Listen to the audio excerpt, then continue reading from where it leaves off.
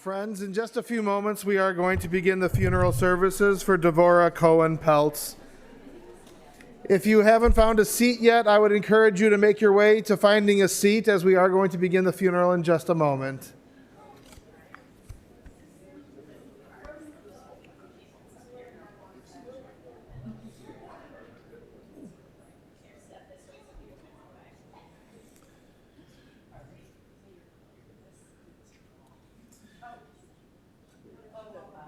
Again, friends, we welcome all of you here to the chapel. We invite you to take a seat.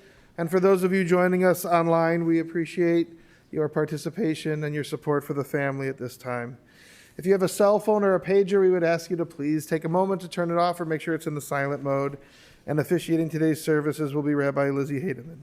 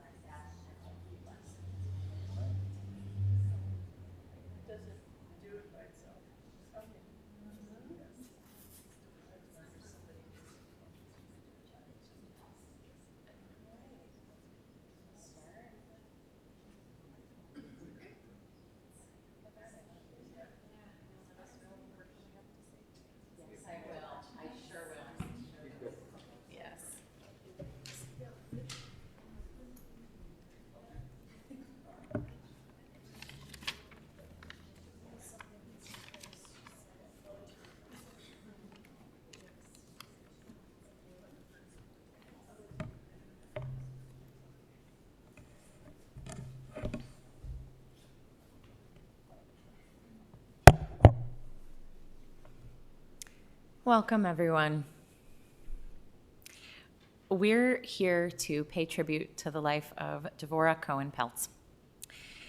She was a mother to 3, a grandmother to 9, and a great-grandmother to 26 great-grandchildren, a wife twice over, a beloved cousin and aunt, a killer Scrabble and Mahjong player, a lover of books and reality TV, a woman who kept up with the times she was living in, who loved getting to know people on their own terms, and who loved her family and wanted them to be happy, to find love and purpose.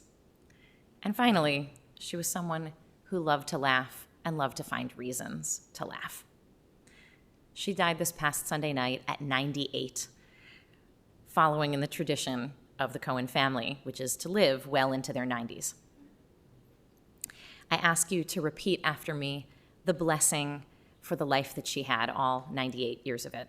So you can repeat after me, Baruch Atah Adonai, Eloheinu melech haolam, Dayan ha'emet. Blessed is the life force of the universe and the judge of truth. In the words of Ecclesiastes, a season is set for everything. A time for every experience under heaven, a time for dancing and a time for weeping, a time for birthing and a time for dying, a time for speaking and a time for silence, a time for seeking and a time for losing. So mourning the loss of somebody so dear, somebody who had her own relationships with everyone, her own distinct and individual relationships with everyone, not all of which were simple and straightforward. It can be a complicated time with emotions and memories that are both bitter and really sweet, really deeply sweet. And I'm going to share a bit about Devorah's biography and let her son Joel, her granddaughter, her only local granddaughter, Jenna, speak about her. And I will also give voice to some of the tributes through letters that other family members have sent to honor Devorah today. She was born in New Orleans, December 27, 1923. She was the middle daughter of Louis and Belle Cohen. Zara, her elder sister, and Sandra, or Sass, her younger sister, and their parents moved all over the South as her father sought work throughout the Depression. They had stints in Baton Rouge, New Orleans, Memphis. Wherever they went, they had extended family who lived with them. Lewis eventually got a job working in Kilgore, Texas, with an oil company, and they lived in a 3-room shack on stilts above the muddy ground. But he did well, and they bought a duplex. They even had 2 cars, which, that's a lot now for a family. And then the oil wells went dry, and they left. And eventually, they went back to New Orleans and then to Memphis, and Lewis owned a pawn shop. And there was always family to keep the girls company and to create a sense of home wherever they went. Devorah may have ping-ponged a lot around during those formative years, but she talked about it with great nostalgia that time. Wherever she went, family made it home. And she continued to keep up with her extended family and stay in touch with them until many of their dying days and until her own dying day. In 1941, she met her love, the man who would become her first husband, Jerome, known as Jay, Cohen. She was young and beautiful and smart and had style, and they met at a Young Men's Hebrew Association tea dance, and they talked, but they really started flirting at a USO dance later and then started dating. She was barely 18, and then he went off to fight in the war and be a pilot. And a few years later, when he returned, he tracked her down across the South, and in 1947, they got married when she was an old maid at 24. Their chemistry was unmistakable, and their love was deep and strong. And when they first got to Chicago, she worked in administration at an ad agency, and it seems clear to all who knew her that in a different time, she would have been an executive in the ad agency, not the secretary. Jay was also a talented and creative man. Neither of them went to college. Both of them, it seemed, might have attained more professional stature had they gone to college, and yet, more importantly, they built a loving home in South Shore for their children, Cheryl and Shira and Joel.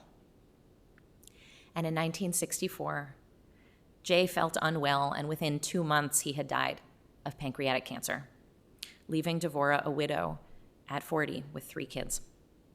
And this was not long after the assassination of President John F. Kennedy. And so there was a model for how to grieve a deceased husband and father, with beauty and without emotion. She told Cheryl before the funeral, "Don't cry at the funeral." It would be fair to say that the family didn't process Jay's death together or grieve as a family, and that their focus became to just get through it.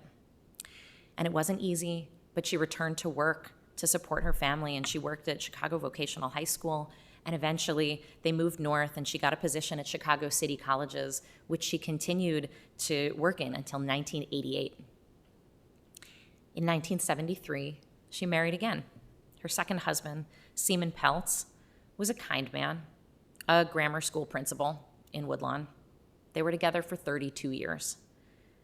And it was a very different marriage than she had with Jay. They were both friendly with one another, with the social circles they shared.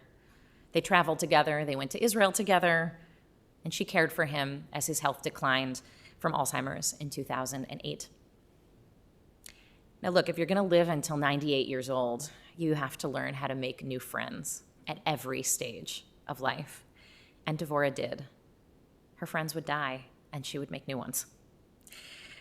She was curious about people, and everyone saw her humanity. They understood that she had been through hard times, and she didn't judge anyone based on their background.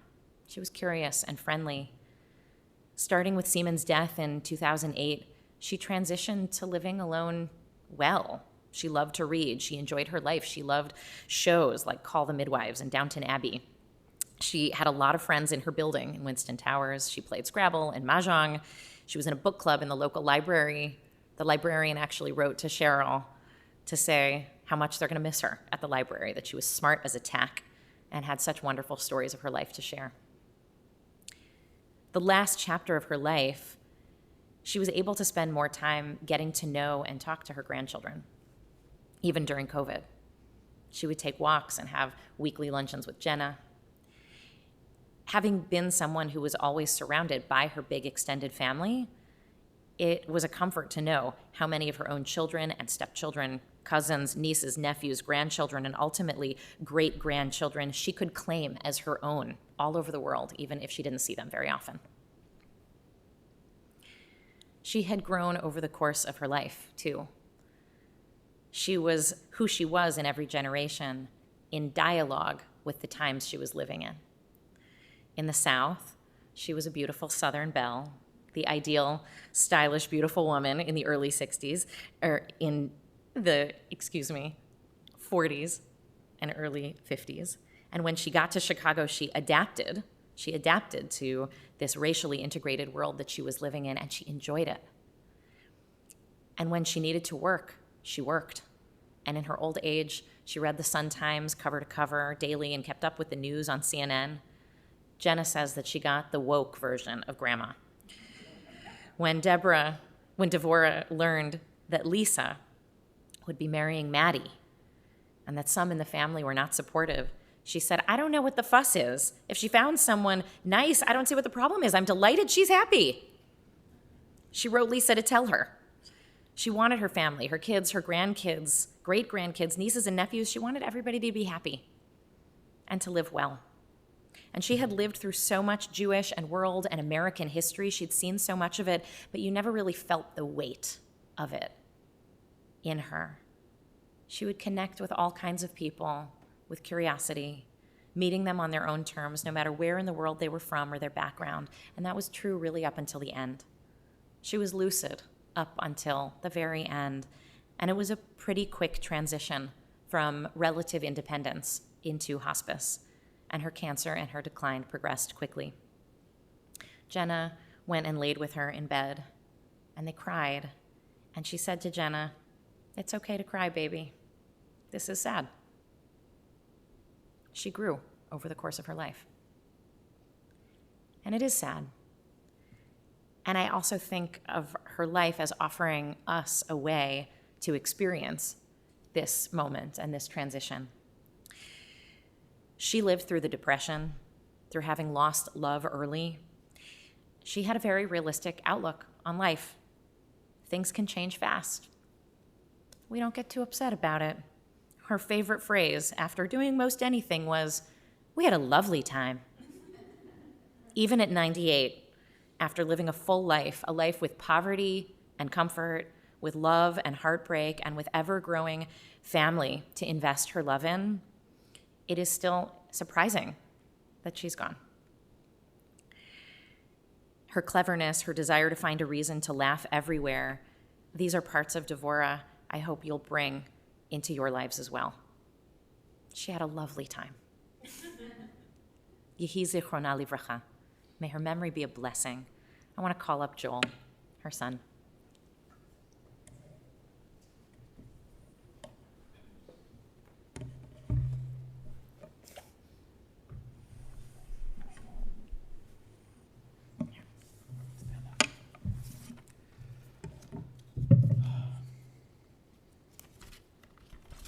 The wrong side of the page. There it is. So Mom has been described in many different ways. Charming, poised, loving.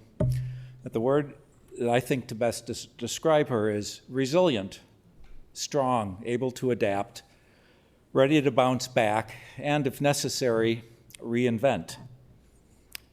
I think this trait of resiliency started when she was a child. As Rabbi Lizzie mentioned, her family's fortunes alternated between better and darker times.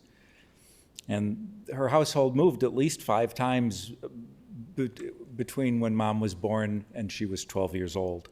New cities, new schools, new people. At one point, she was probably one of only 2 Jewish children in the preschool at a Catholic school because that was the only option in Baton Rouge. They fortunately excused her for catechism. Her resiliency shone brightly in the 1960s. A stay-at-home mom of 3, she'd been out of the workforce for almost 14 years at this point. and the love of her life tragically dies. She adapts, she bounces back, and Devi finds work that will allow her to be at home as much as possible, and work that relies on her talents and communication and ability to relate to people one-on-one, which isn't easy. But she's able to keep the family afloat. And if anybody here has purchased a 1965 set of World Book Encyclopedia with the deluxe binding, I thank you profusely. Might have paid for my bar mitzvah. When we were kids and we were old enough to be more independent, Mom again adapted, brushing off her typing and secretarial skills, going from part-time temp work to a very long tenure with the city colleges of Chicago in the business department. And as a side note, another great trait of my mom's was her ability to keep a secret, to keep a confidence. While she was at the city colleges, she helped out a colleague who was writing a book. She helped edit it. The book was titled The End Product, and yes, a book about poop. The author used the nom de plume Mandel Hall, which is one of the buildings at the University of Chicago, which might be a clue to who the author was, but Mom refused to her dying days to disclose the identity of this man. I'm afraid you probably won't even find the book on Amazon, but I read it. It was about poop. Later in life, Mom's knees were worn out. Both needed replacement. And she counted on her ability to bounce back, and she had both knees replaced at the same time at age 86. And she was kicked out of physical therapy 3 weeks early, having reached the mandatory flexibility range. Oh, she was amazing. Mom was still showing her resilience when this cancer was found. She was determined to fight and get radiation therapy, which unfortunately was not an option. She didn't turn it down, it just wasn't going to happen. But at age 98, her ability to bounce back was gone, except her very last weekend, a weekend ago, when her sister Sandra came to town with her daughter Lisa, and Mom rallied one last time. I love you, Mom. I will do my best to be as resourceful as you, as quick to pivot when things get dicey, and I will be happy if I can be half as resilient as you. And before I turn it over to you, Rabbi Lizzie, I wanted to mention that amongst the letters that you will be reading from various relatives, we've received wonderful communications from stepson Gary and Sandy in San Francisco, who send their love and regards. Thank you.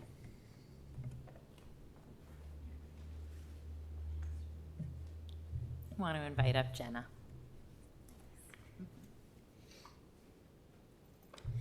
Thank you, Rabbi Lizzie. You really captured Grandma beautifully. I hate when people read from their phones, but I forgot to print this out, so here we are. Thank you all for joining us to celebrate. Thank you all for joining us to celebrate Devorah's life. It means so much to have you here.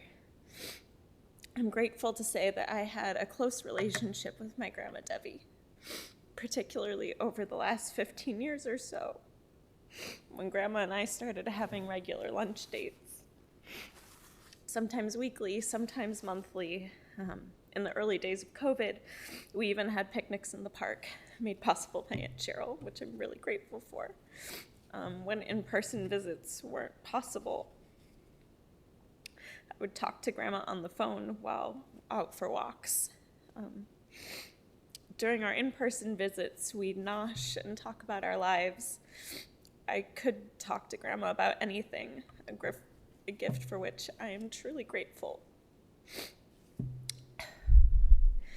Grandma had a unique gift for occupying both the past and the present at the same time. It seemed she could be in two places at once. While she schooled me in Scrabble in her West Rogers Park apartment, she was also in New Orleans or Memphis, dancing with my grandfather at USO balls and galas of the 1940s, or taking her first airplane ride. She often regaled me with stories of countless cousins and cousins of cousins, each and every one of whom mattered in equal measure. Grandma's greatest currencies were her stories and her family, and in those respects, she was rich. A few Saturdays ago, Grandma and I were lying in bed together as she could no longer sit up on her own. We listened to music and sang along with a few of our favorites. Holding my hand, she looked at me and said, "Well, 98 was a good run, wasn't it?" And it really was. I will miss you, Grandma. I will never look at a slice of key lime pie without thinking of you. I promise to always fill my iced tea to the brim with ice cubes and to always take time to watch the sunset. I hope you are resting well and dancing the nights away with Grandpa Jay. Excuse me, I love you.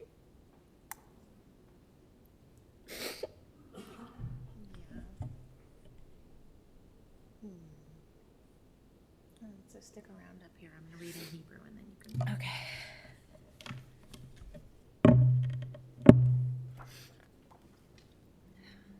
We're going to open up the pamphlets that you got and read Psalm 23 together. I'll read it in Hebrew first, and Jenna will lead us in the English.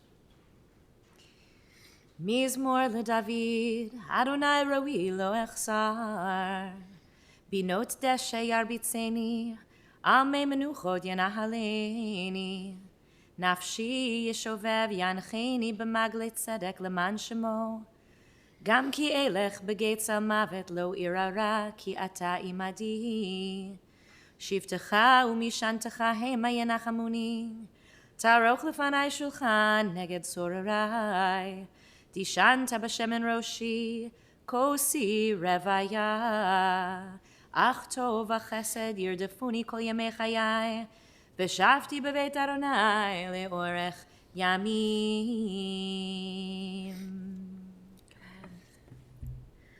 The Lord is my shepherd, I shall not want. He maketh me to lie down in green pastures. He leadeth me beside the still waters. He restoreth my soul. He leadeth me in the paths of righteousness for his name's sake. Yea, though I walk through the valley of the shadow of death, I will fear no evil, for thou art with me. Thy rod and thy staff, they comfort me. Thou preparest a table before me in the presence of mine enemies. Thou anointest my head with oil, my cup runneth over. Surely goodness and mercy shall follow me all the days of my life, and I will dwell in the house of the Lord forever.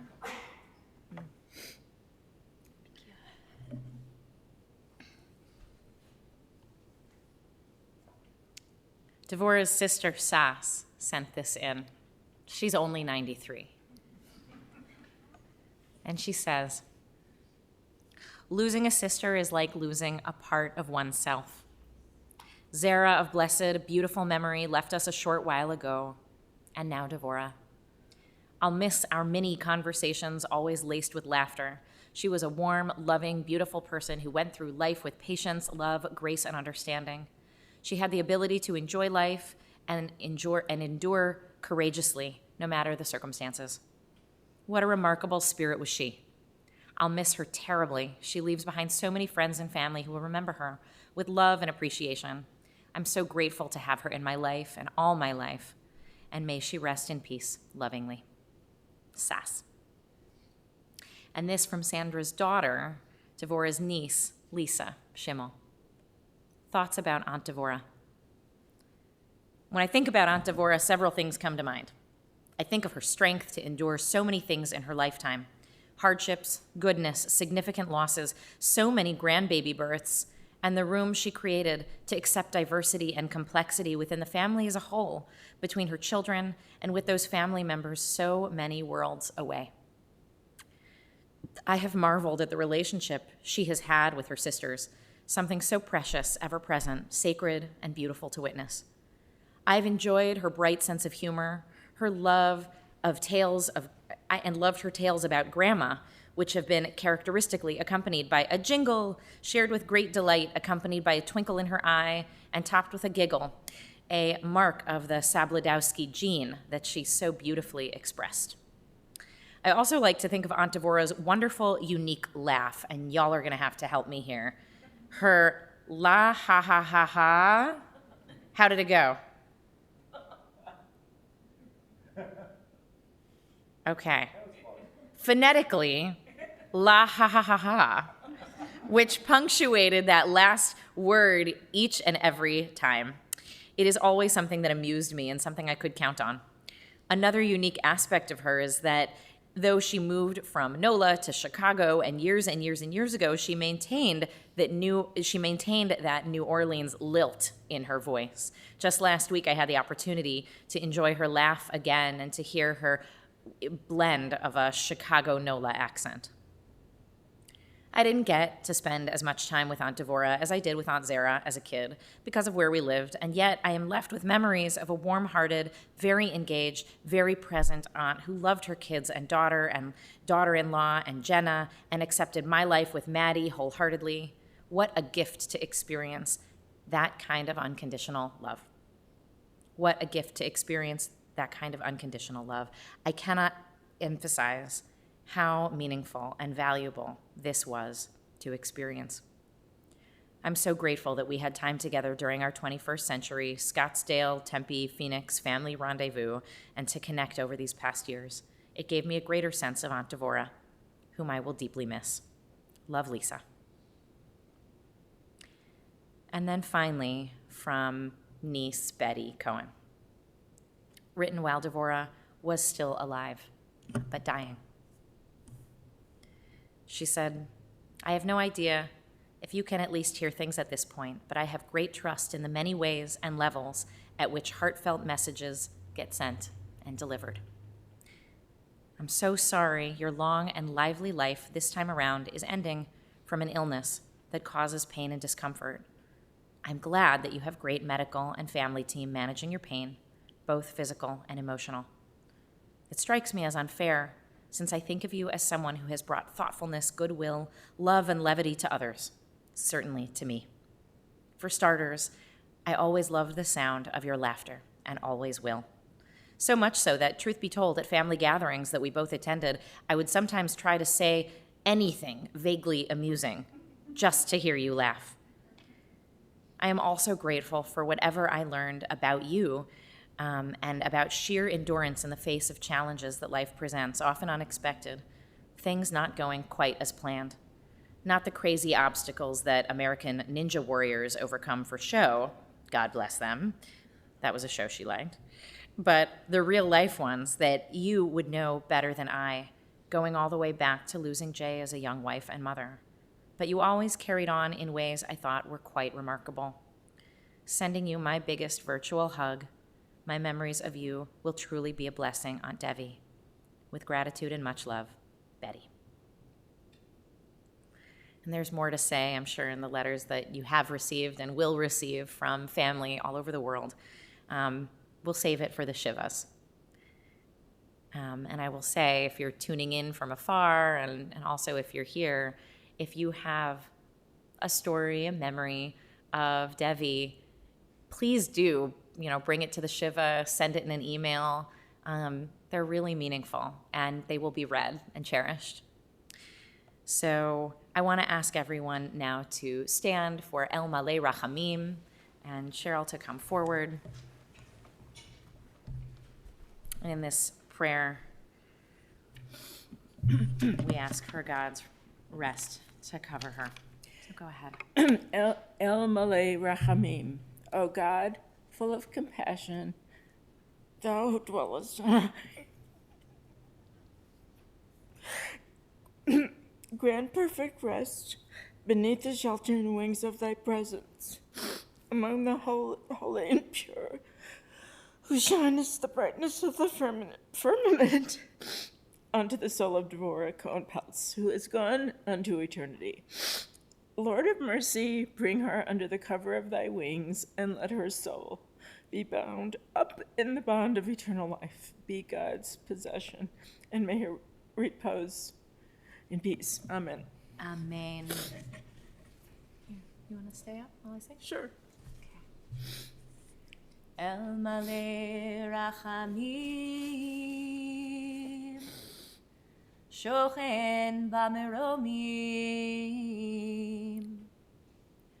המצא מנוחה נכונה תחת כנפי השכינה, במעלות קדושים וטהרים כזוהר הרקיע מזהירים, את נשמת דבורה רות בת בלה ולזר, שהלכה לעולמה, בגן עדן תהיה מנוחתה.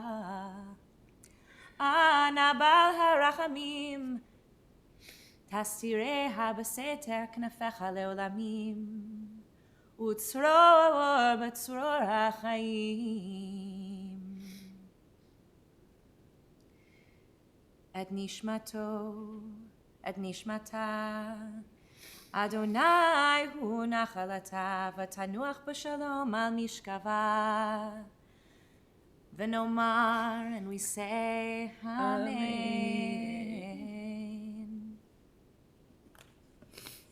Take a seat.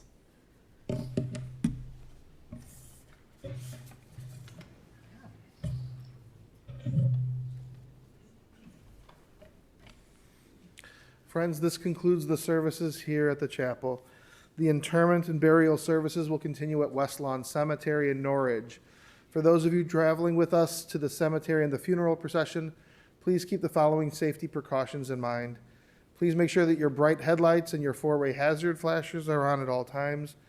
Please be sure to obtain an orange funeral safety sticker for your windshield, and we will be providing several of the cars throughout the procession with a magnetic orange flag to be placed on top of your car. Please travel as close as safety permits to the car in front of you to avoid any gaps in our procession. For your own safety and security, I would suggest not speaking or texting while driving to the cemetery and the funeral procession. As we make our way through the intersections, if the car in front of you goes through the intersection, even if the traffic signal changes, please do proceed with caution.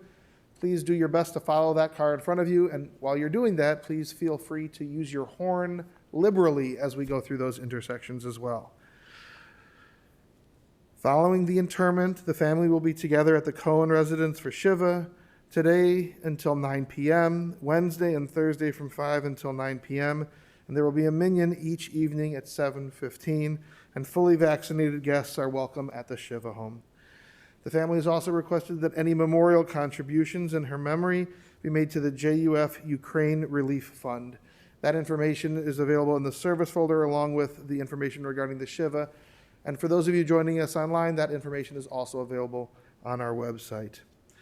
At this time, I would ask for those of you who've been selected and asked by the family to serve as pallbearers, if you'll please come forward to my right as we escort the family, the casket, and the rabbi from the chapel. And we'll ask everyone to please rise at this time.